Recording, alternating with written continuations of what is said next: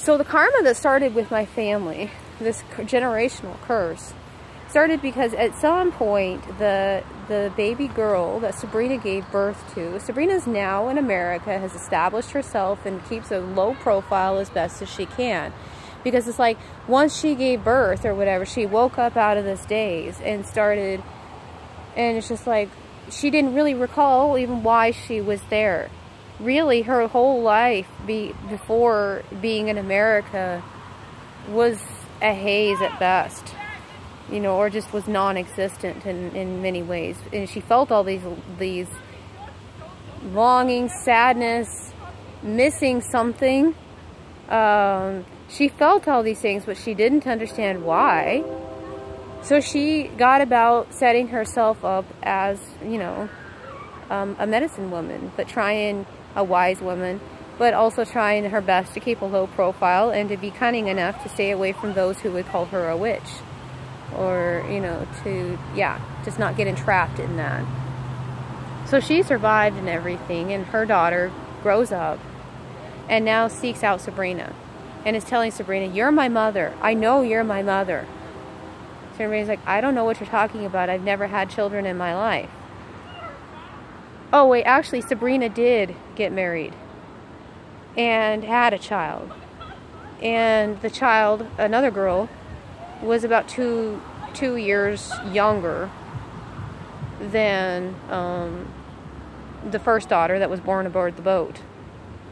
So about 2 years after the boat landed in America, and Sabrina has started her life now in America, she ends up having another child, and it is a girl too. Sabrina's first child is telling Sabrina, "You're my mom." Sabrina's like, "No, I never had any children. I don't know what you're talking about. You know, the only man I've ever been with and been in love with is, you know, the father of her second daughter." And Sabrina's first daughter becomes really mad. "Fine, if you won't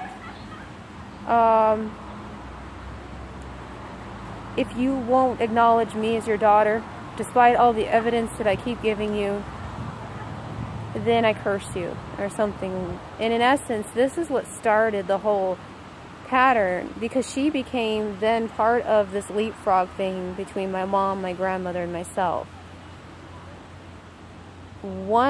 I'm saying me, was Sabrina.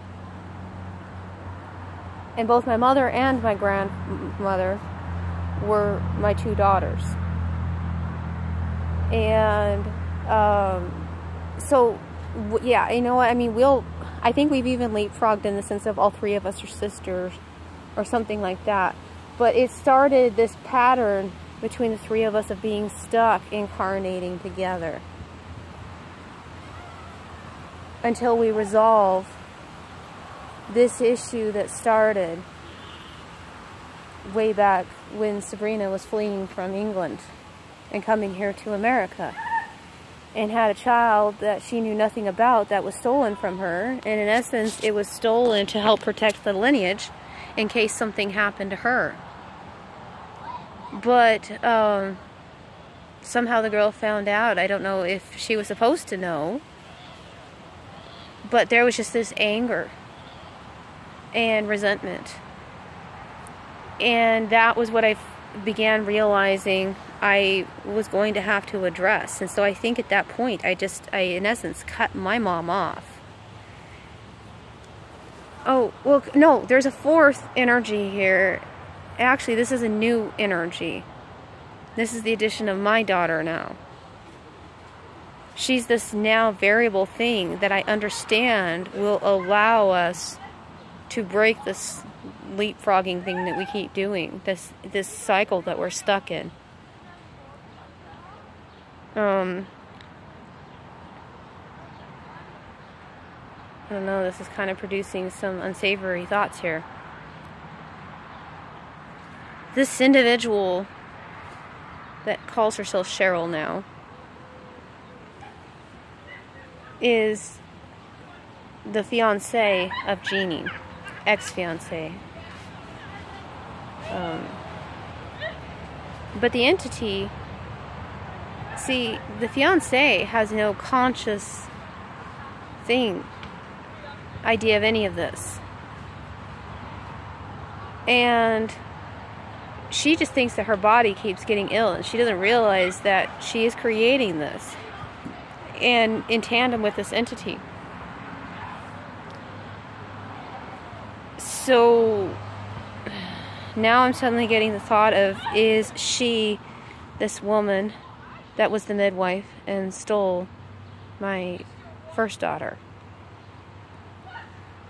So is she the entity that followed me and then somehow became attached to Sabrina? So did she in essence send her daughter? Well, technically it was Sabrina's daughter, but the woman raised the girl as her own. So did she then, at her dying thing, tell the girl all of this story? So that way the girl would go and seek out Sabrina, and then the curse or something could be initiated. Why? So this is why I'm confused about this entity, because I do feel that there is a level of lovingness or protection coming from this entity, but I also feel like this entity, perhaps this entity is trying to teach me to awaken to my gifts of polaric medicine, in essence. Polaric, oh, what did I call it? I had a perfect word for it yesterday, because I said it to Jeannie.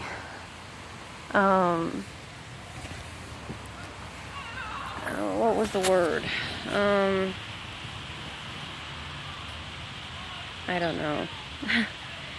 But in the shamanic circles, they call things like your totems or these different things you're doing it's your particular gifts as your medicine. This is what you're able to administer to the world at large, is your medicine. And so I call this something medicine. It's this just working in the opposites. In essence, it's like trickster energy. And this is what this entity reminds me of. This is one thing I did come to today, is this entity is a trickster. I'm a trickster. Majority of my totems are tricksters. Main one is crow. I started, shortly after I began this conscious shamanic path, I encountered something called the Heyoka. And how the Heyoka was the sacred trickster. And just what I read about it, it totally resonated with me, and I realized that I carried that Heyoka energy. I carried that ability to act opposite of how people usually acted, such that I could help then get a point across. So the Heyokas were known, if it was really hot outside, they would bundle up in warm clothes. If everybody was walking forward, they would walk backward. You know, if everyone was solemn, they would laugh. If everyone was laughing, they would start crying. It was just this whole thing of, they would only do this at certain times to try to bring out a particular point. And so they were very well respected when they showed up among a tribe.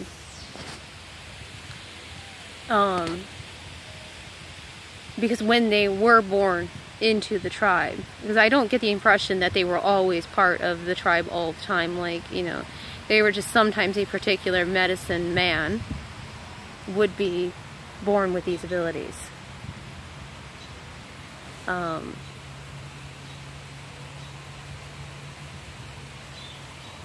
So this entity is a trickster.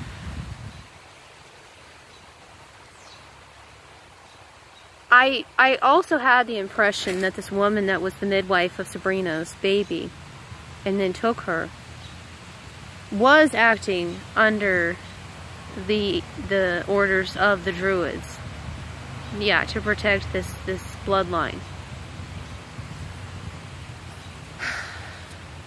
But somehow she was also tasked with the whole thing of making sure that Sabrina would lay the the keys or the path so that her future self could pick it up. And I think that's where all this is going.